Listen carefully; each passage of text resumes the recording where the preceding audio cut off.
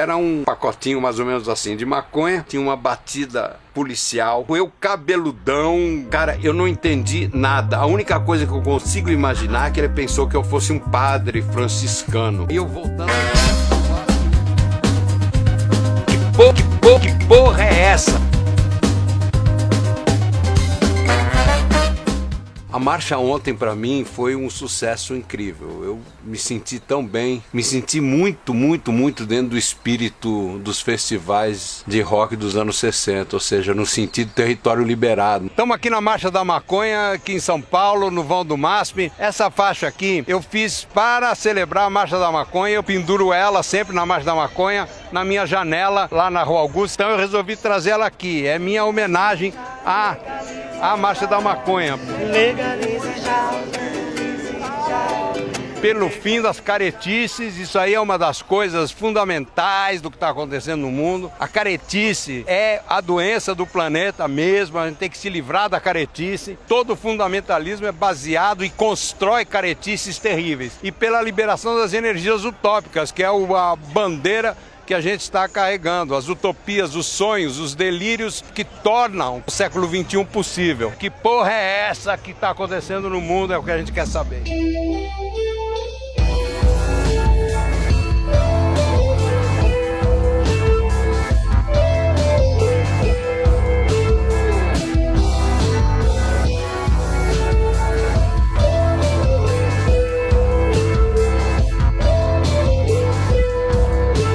Um pouco em volta, o que está acontecendo aqui? Dezenas, centenas de pessoas fumando maconha, absolutamente aberto aqui e absolutamente tranquilo aqui. Isso é território liberado, isso é exatamente o que acontecia nos festivais de rock dos anos 60, isolados no festival, só que nós estamos no meio da Paulista, num ponto de encontro de discussões políticas.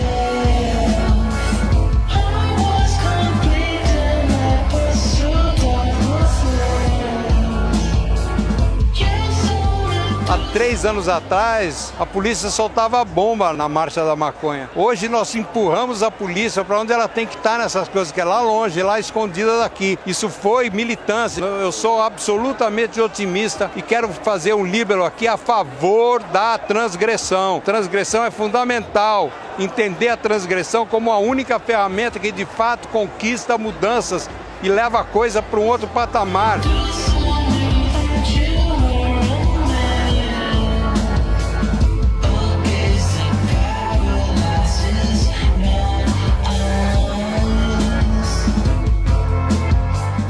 E nesse processo todo, em 1999, surge a primeira Marcha da Maconha. A primeira grande marcha foi em Nova York, que foi logo seguida para a ideia de se estabelecer no primeiro sábado de cada mês de maio a Marcha da Maconha como uma coisa internacional. No Brasil, as primeiras passeatas foram tentativas em 2002, 2003, mas foram profundamente reprimidas e foram coisas pequenas. Em 2008, a primeira Marcha da Maconha acontece em 12 capitais brasileiras e foi profundamente reprimido pela polícia, mais em alguns lugares e em outros, porque a justiça tinha soltado liminares proibindo a Marcha da Maconha e a polícia veio para cima em tudo quanto é lugar. Em 2011, a justiça voltou a proibir a Marcha da Maconha. E logo em seguida, o Supremo Tribunal Federal legaliza a Marcha da Maconha, o direito de se marchar por qualquer questão, e daí para frente a Marcha da Maconha cresceu de uma forma fantástica e resultou nessa que foi uma coisa extraordinariamente fantástica. Eu me senti lá na Marcha da Maconha de volta para o futuro. Às 4h20, todo mundo acendendo um baseado. A história da maconha é o absurdo do absurdo do absurdo. Eu pensei aqui agora que o que eu quero fazer é contar a história. Um dos primeiros registros de maconha medicinal, foi no ano de 2737 a.C., 5.000 anos atrás. Olha só, a maconha se espalha pela Ásia, pelo Oriente Médio, pela Índia e vai para a África. E se estabelece, sem ter nada a ver com a Europa, como uma prática milenar, tanto de uso medicinal, como de uso recreativo e como de uso espiritual. primeiro século antes de Cristo, nos anos 70, um médico romano de origem grega, que era o Pedâneo Discorides, escreve uma obra que se chamava De Materia Medica. Era uma enciclopédia em 5 volumes, foi uma bíblia de ervas usada durante 1500 anos. E nessa bíblia tinha a maconha, sobretudo no enfoque de cura das dores e cura de inflamações. Eu preciso treinar o nome dele, porque vai falar esse nome. O'Shaughnessy. Em 1833 até 1850, um médico muito importante, na verdade um irlandês, ele viaja para a Índia e passa esse tempo na Índia e descobre que a maconha tinha sido usada durante séculos e séculos e séculos como cura tanto médica como espiritual e curtição, como elemento essencial para a felicidade e alegria das pessoas e, portanto, para a saúde delas. E ele redescobre, na verdade, a cura de convulsões. Esse médico doido volta para a Inglaterra e traz sementes de maconha para continuar as experiências lá e dá essas sementes para o Jardim Botânico de Londres, que é o Kew Gardens. Mas eu preciso contar uma historinha sobre o Kew Gardens. O Kew Gardens é um jardim botânico extraordinário, vocês vão ver as imagens aí. Eu me lembro que eu tomava ácido e ia viajar no Kew Gardens, era um lugar ótimo de viajar. Você ficava andando no inverno, naquele lugar frio, lindo, aquele parque maravilhoso, lindo, assim, e de repente você abriu uma porta, era um pavilhão de vidro gigantesco,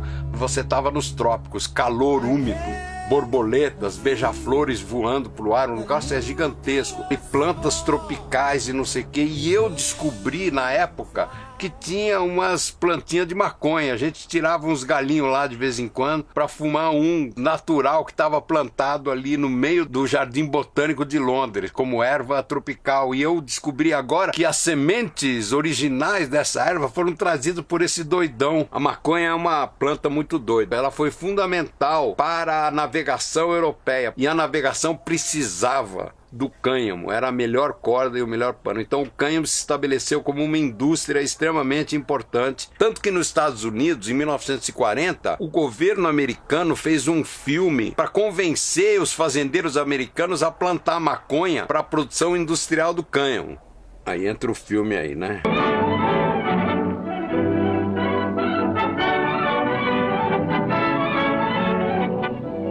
For to grow hemp legally, you must have a federal registration and tax stamp.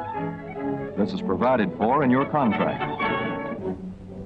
Thread for shoes for millions of American soldiers. And parachute webbing for our paratroopers.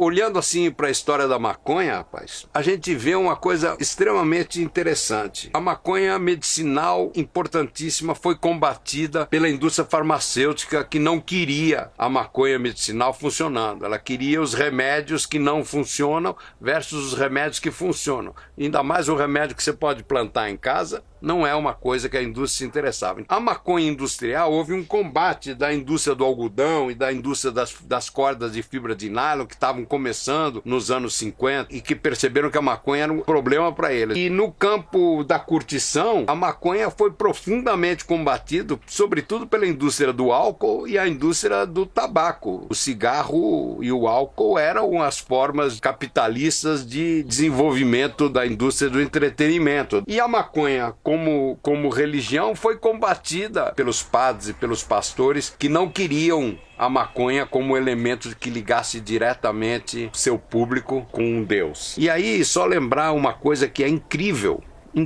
Nos Estados Unidos, a maconha voltou a ser liberada, puxada pela maconha medicinal nos estados do Colorado e da Califórnia. Do resultado dos impostos em cima da maconha, o estado do Colorado aumentou violentamente o número de bolsas de estudo que eles estão distribuindo para os alunos. O estado estava quebrado e a maconha consertou isso. Então nós temos uma coisa muito louca, muito doidona, de como uma coisa totalmente do bem virou uma coisa totalmente do mal e está voltando a virar uma coisa totalmente do bem. O século XXI recompõe a possibilidade de se usar a maconha como droga farmacêutica do século, a droga espiritual do século, a droga da curtição do século, e isso é inacreditável.